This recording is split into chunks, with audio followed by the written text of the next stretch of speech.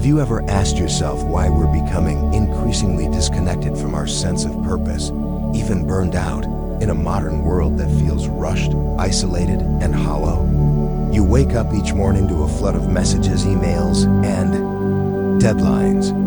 One day blends into the next, endless Zoom calls, to-do lists that never shrink, and a quiet exhaustion that lingers like a wound that won't heal. But the scariest part isn't how much work there is. It's that quiet question in the back of your mind. Does any of this actually mean something? Carl Jung, one of the great psychologists of the 20th century, once warned, when a person loses connection with their soul and their deeper purpose, they begin to feel empty, anxious, and exhausted, even if everything on the surface looks fine. In this video, we're not just talking about stress or work-life balance. We're digging into the psychological roots of modern burnout, unpacking why today's work system isn't designed to help us flourish, but rather to keep us running efficiently within the machine, even if the cost is our very soul. If you've ever felt like you're existing, but not really living, disconnected from your inner self and longing for something deeper, this video may offer a new lens, a new language, and a new direction. Stay with us, and let's explore this together. We've been sold a story about work.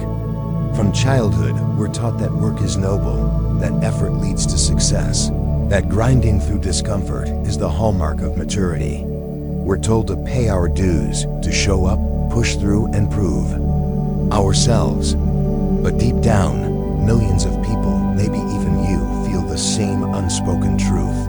I hate what I do, and I don't even know why. This dissonance isn't new, nor is it unique to you. Peter Drucker, the legendary management thinker, once said, "People are not lazy. They simply have impotent goals, goals that do not inspire them." And that's precisely what modern work has become for so many. A machine that robs people of purpose while dressing up productivity as a virtue. You're not exhausted because you're soft or weak. You're exhausted because you're spending 40, 50, or even 60 hours a week chasing goals that don't belong to you. You're sacrificing your time, your energy, your soul for something you don't believe in, can't control, and often barely understand. The cruel irony? The system isn't malfunctioning, it's doing exactly what it was designed to do. It's not here to uplift you, to liberate you, or to help you grow. It's built to extract from you your labor, your obedience, your silence. And when you feel drained, unmotivated, or disconnected, the system doesn't question itself. It points the finger at you.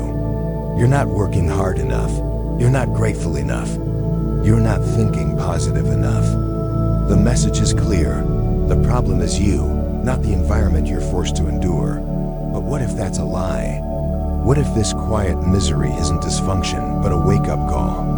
What if it's a message from the part of you that Carl Jung called the self, the deep, authentic core of your being that cannot thrive while you're wearing a mask? Long before burnout became a buzzword, Jung warned, a life lived through a false identity leads not to fulfillment, but to fragmentation. And that's where our story begins. So, what exactly is breaking inside you? And why does it feel so hard?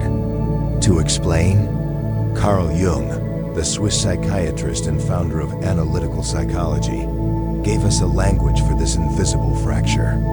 He believed that within each of us lives the self, the whole, undivided truth of who we are. Not the version of you shaped by societal expectations, family pressures, or workplace demands, but the raw, unfiltered essence of your being. The self is the part of you that existed before the world told you who you should be, what you should value, and how you should live. But surviving in society requires compromise.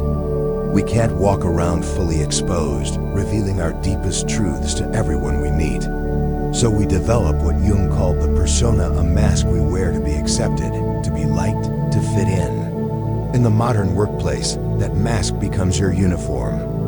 You smile when you're not okay. You nod in agreement when you secretly disagree. You present a polished, filtered version of yourself, optimized for performance, not authenticity.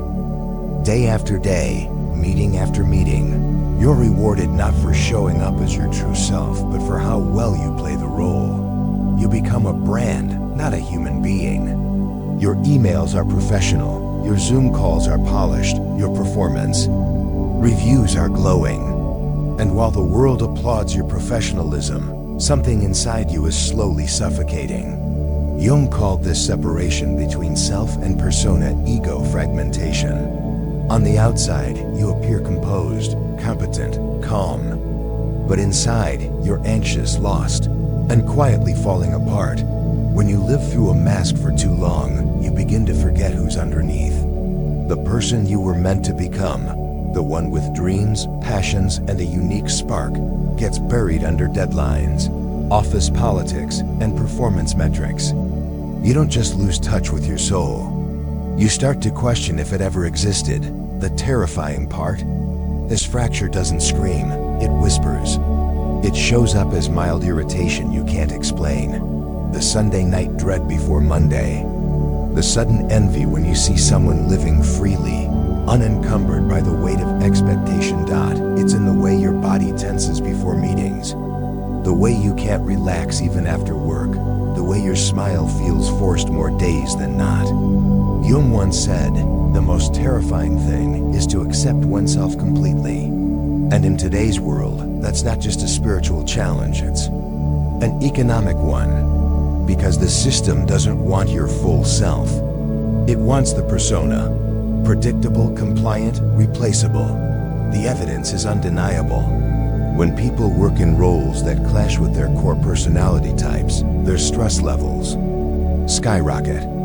A 2022 MBTI Foundation report found that individuals whose jobs conflict with their natural temperament are nearly 3 times more likely to report chronic anxiety and burnout, not because they're weak, but because they're misaligned. This isn't just emotional pain, it's spiritual disintegration.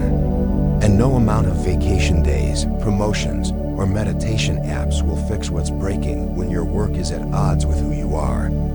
The tragedy deepens when you realize this.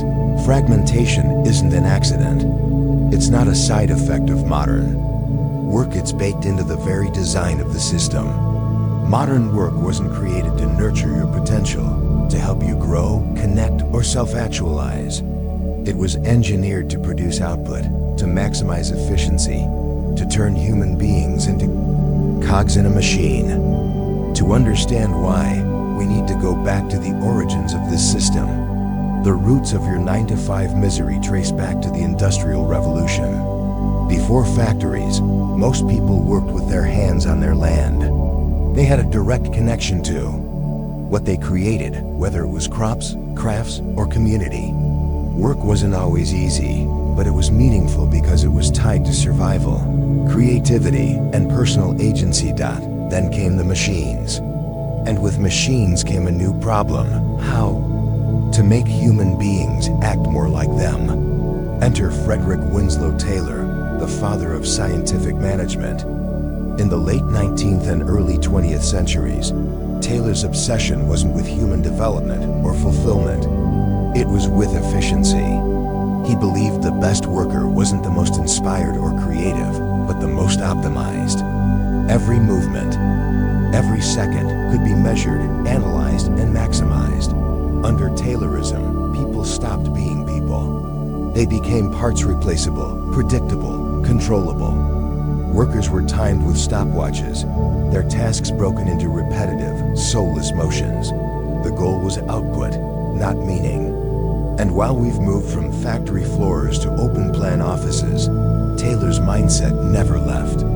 Today, we don't clock in with punch cards, but we're tracked by KPIs, performance reviews, behavior monitoring software, and productivity dashboards. Every click, every pause, every break is scrutinized, not to understand your humanity, but to measure your efficiency. Jung would have called this the final stage of alienation. The moment your actions are no longer connected to your soul. When work becomes so divorced from meaning that it turns into a ritual of quiet self-erasure. You stop asking, does this align with who I am? And start asking, will I hit the metric? Your identity collapses into a spreadsheet, and the system rewards compliance. It praises the so-called culture fit. But let's be honest, culture fit often just means easy to manage. It means you won't question, you won't challenge, you won't disrupt the hierarchy. You'll play your part, wear your mask, and in return, you'll be given stability, not fulfillment. The numbers tell a damning story. According to Gallup's 2023 report, a staggering 85% of employees worldwide report feeling either not engaged or outright disengaged from their work. That's not a fluke, it's a feature of a system that values output over essence. It's what happens when human beings are reduced to data points, when creativity is sidelined for conformity, when meaning is sacrificed for metrics. And yet, we keep blaming ourselves. We're told our exhaustion is a personal failing, that we need to hustle harder, optimize our mornings, or practice more mindfulness. But no amount of self-help can fix a system designed to strip away your humanity. The problem isn't your work ethic, it's the structure you're forced to operate within. So, what happens when you're trapped in this machine? You burn out. Not because you're weak or lazy, but because you've been severed from the one thing that keeps human beings alive: meaning. Carl Jung once said, "He who has a why can bear almost any how." And yet, most people today are drowning in how endless emails, deadlines, meetings, and tasks, but starving for why. You do what's expected. You chase goals you didn't choose. You pour your energy into routines that feel hollow. And when you pause to ask, what's it all for? There's only silence. That silence is the wound. Burnout isn't a personal failure. It's not about lacking grit or needing a better morning routine. Burnout is what happens when your soul goes on strike. It's your psyche screaming that the life you're living is unsustainable. Jung believed that when the self is ignored for too long, when your truth is silenced in favor of external demands, another part of the psyche begins to stir: the shadow. The shadow is everything you repress: your rage, your grief, your longing to escape. It's the parts of you that you hide to remain socially acceptable, to keep the peace, to fit in. But when you're forced to live a life that isn't yours, the shadow doesn't stay quiet. It leaks through your exhaustion, screams through your apathy, sabotages your motivation, your focus, your relationships. Not because you're broken, but because some deeper part of you is demanding to be heard. That's why burnout feels so much bigger than being tired. It's not just physical fatigue, it's existential fatigue. It's waking up and realizing you've been running at full speed in the wrong direction, and you don't know how to stop. Your body keeps moving, but your spirit checked out long ago. Science is catching up to what Jung warned about decades ago. In 2019, the World Health Organization officially recognized burnout as a workplace phenomena, not a mental illness, but a systemic response to chronic stress and meaninglessness. Studies published in the Harvard Business Review reveal that burnout isn't most strongly correlated with workload. It's tied to a lack of control, lack of recognition, and most critically, lack of purpose. People don't break because they're doing too much. They break because what they're doing doesn't matter, or worse, because it matters to someone else, but not to them. The tragedy is that most people never speak up. They keep showing up, smiling, producing, surviving, until the shadow does what they won't, shuts everything down. You might call it a breakdown, a mental health crisis, or just quitting. But it's more than that. It's your soul refusing to play along any longer. Here's the cruelest part of all. Not only does the system exhaust you, it convinces you that you deserve it. From childhood, we're taught that working hard is noble, that suffering is a sign of virtue, that if you're unhappy, it's because you haven't pushed yourself enough. This isn't just pressure, it's programming. We absorb these beliefs like gospel. If you're tired, work harder. If you're struggling, don't complain. If you want something better, earn it. Success requires sacrifice, they say, but they never define how much or whether what you're sacrificing, your health, your joy, your soul, is worth it. Over time, we internalize a toxic equation. Pain equals progress, exhaustion equals excellence, discomfort equals morality. So when we start to break under the weight of meaningless work, we don't question the work, we question ourselves. We wonder what's wrong with us, why we can't just be grateful, why we can't keep up. But Carl Jung saw through this lie. He believed modern society was losing its ability to hear the inner voice, that as we advanced materially, we regressed spiritually. He wrote, "Until you make the unconscious conscious, it will direct your life and you will call it fate." In other words, if you don't confront the hidden beliefs steering your behavior, you'll mistake their effects for destiny. This programming starts early. Think about how we praise children. We don't reward honesty or authenticity. We reward obedience. A good child isn't the one who speaks their truth. It's the one who sits still, follows instructions, and doesn't cause trouble. Over time, we learn that being agreeable earns approval, while being authentic risks isolation. That script doesn't vanish when we grow up. It follows us into adulthood, where bosses replace teachers, deadlines replace grades, and performance. Reviews become the new report cards. The result? By the time we reach midlife, we're no longer asking, "What do I want?" We're asking, "Why do I feel so disconnected?" A 2021 New York Times survey found that nearly 70% of adults feel they're living a life that doesn't reflect who they truly are. Not because they failed, but because they succeeded at playing a role that was never written for their soul. And when that realization hits, it doesn't feel empowering, it feels shameful. We've been trained to feel guilty for wanting ease, for craving rest, for dreaming of something more human.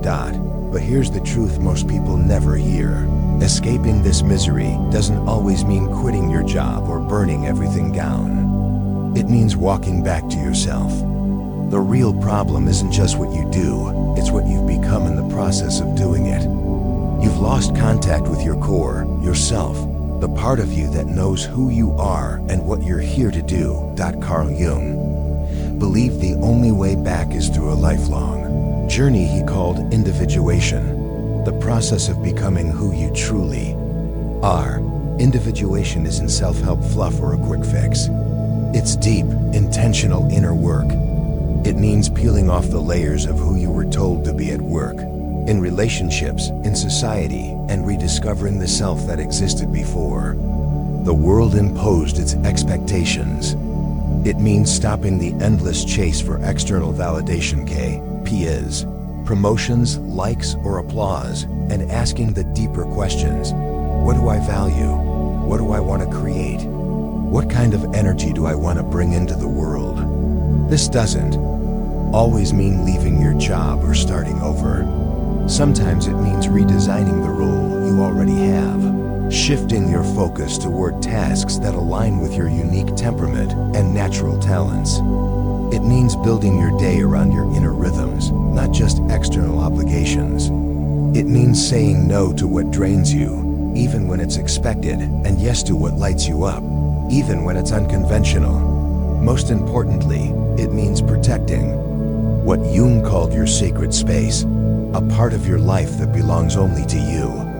That sacred space might be small at first.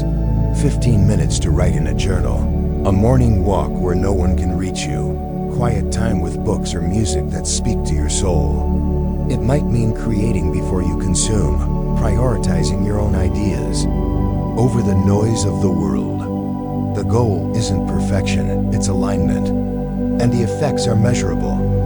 A recent Jungian therapy report showed that clients who engaged in active individuation practices experienced up to a 40% reduction in depressive symptoms over time. Not because their circumstances changed, but because they did. They stopped outsourcing their identity. They reclaimed it. Even the most successful visionaries have needed this reset. Take Steve Jobs. When he was ousted from Apple in 1985, he didn't immediately launch another empire. He stepped away. He reflected. He explored who he was without the title, the status, or the spotlight. And when he returned, he didn't just bring better technology, he brought a vision. He knew who he was, and the world could feel it. That's the power of individuation, not escape, but emergence. Not rebellion, but reclamation. It's the foundation for a meaningful life. But what does a meaningful life actually look like? If individuation is the path back to yourself, what are you walking away from? For most people, it's a definition of success that was never theirs to begin with. Somewhere along the way, success stopped being about substance and started being about signals. The right salary, the right title, the right car, house, or status. We were taught that hitting these marks would make us whole. But so many who've reached those milestones feel empty, like they've climbed a ladder only to find it leaning against the wrong wall. This is the quiet betrayal modern work doesn't want you to talk about. You can succeed on paper and still be starving inside. You can win the game and still feel like you've lost yourself in the process. Real success, soul deep, enduring success, has nothing to do with what you can prove to others. It's about what you can live with when the noise fades, when the performance ends, when the mirror reflects not your resume, but your truth. True success isn't perfection, it's alignment. It's waking up and knowing that even if the world misunderstands you, you didn't betray yourself to be accepted. It's being able to say, I may not be the most admired, the most followed, or the most envied, but I'm living a life that makes sense to me. In a world addicted to applause, that kind of honesty is radical. It means you've stopped performing and started becoming. Jung called it the privilege of a lifetime, to become who you truly are. Not who your parents expected, not who your industry rewards, not even who you thought you needed to be to survive, but who you were always meant to be before the world got its hands on you. That kind of becoming doesn't always come with a bonus or a LinkedIn update. Sometimes it comes quietly, in the peace of saying no, in the clarity of walking away from what looks good but feels wrong, in the joy of creating something that's never been done before, simply because it's true to you. The truth is, you don't need to be extraordinary to be fulfilled. You just need to be honest. And in a world that profits when you forget who you are, that honesty is the rarest success of all. The system will always try to convince you to be someone else, to measure your worth in numbers, to trade authenticity for security.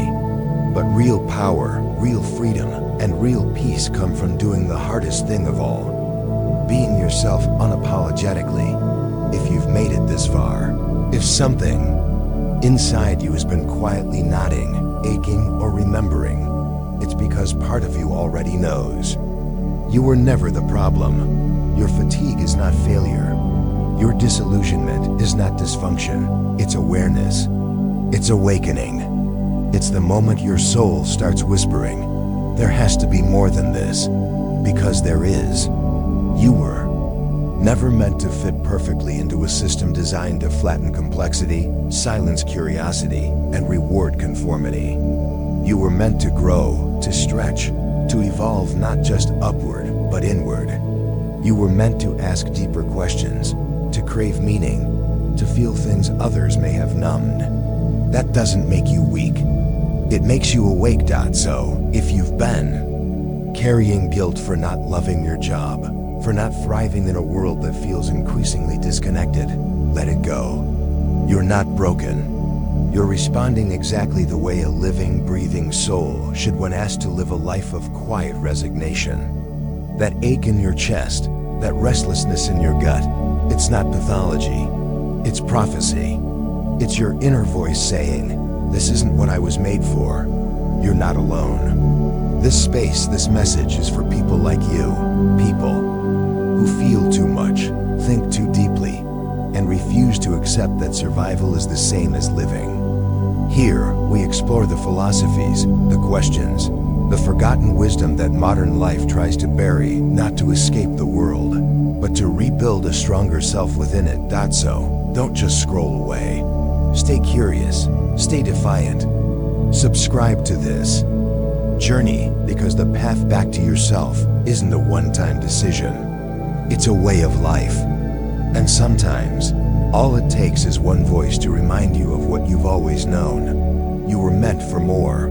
The journey to reclaim your sacred space starts with small, intentional steps. It might mean carving out 10 minutes each morning to sit with your thoughts, free from the demands of your inbox or your to-do list. It might mean rediscovering a passion you've buried under years of practical choices, painting, writing, gardening, or even just daydreaming without guilt. It might mean setting boundaries at work, saying no to tasks that drain you, or advocating for projects that align with your values. This isn't about perfection or grand gestures. It's about consistency. It's about choosing yourself, even in small ways, every single day. Because every time you honor your inner voice, you weaken the system's grip on your soul. Every time you create something true to you, you reclaim a piece of your humanity. Every time you say no to what feels wrong, you say yes to what feels right. This isn't just your story, it's a collective one. Across the globe, people are waking up to the same truth. The system we've been sold isn't working. The 85% disengagement rate isn't just a statistic. It's a symptom of a world that's lost its way, but it's also a sign of hope. Because when millions of people start to feel the same ache, the same restlessness, the same longing for something more, change becomes inevitable. We're on the cusp of a new kind of revolution, not one of violence or destruction, but of awakening. It's a revolution of the soul, where people stop accepting survival as the end goal and start demanding lives of meaning, purpose, and joy. It's a revolution that starts with you, with the choices you make, the questions you ask, the truths you dare to speak. So what's next? The journey back to yourself begins with a single step: awareness. Start listening to that quiet voice inside you, the one that's been whispering for years. Start noticing the moments when you feel most alive, most connected, most you. Start questioning the beliefs you've inherited about work, success, and worth. And most importantly, start acting on what you discover. This might mean having a hard conversation with your boss about redefining your role. It might mean taking a course to explore a new skill or passion. It might mean seeking out a therapist or coach who can guide you through the process of individuation. It might mean starting a side project that feels like play, not work. Whatever it looks like, it starts with courage, the courage to believe that you deserve more than a life of quiet resignation. This space is for you. It's for the dreamers, the questioners, the seekers who refuse to settle for a life that doesn't feel like theirs. It's for those who are ready to reclaim their sacred space, to rediscover their self, to live with purpose and authenticity, in a world that profits when they forget. Subscribe, engage, and join the conversation. Because the journey back to yourself isn't just a personal quest, it's a movement. And it starts with you. We want to sincerely thank you for taking the time to watch the video in its entirety. If you're interested in exploring more topics on spirituality, inner transformation, or mind philosophy, don't forget to subscribe to the Top Hidden Knowledge channel for more content on wisdom, spirituality, and personal growth. Or if you have time, check out other videos on this channel. Until next time.